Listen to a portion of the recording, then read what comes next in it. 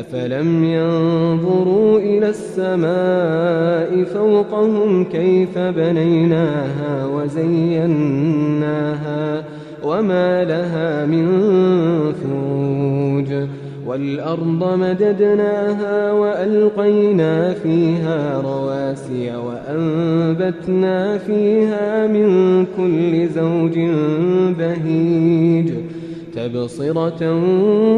وذكرى لكل عبد منيب ونزلنا من السماء ماء مباركا فأنبتنا به جنات وحب الحصيد والنخل باسقات لها طلع نضيد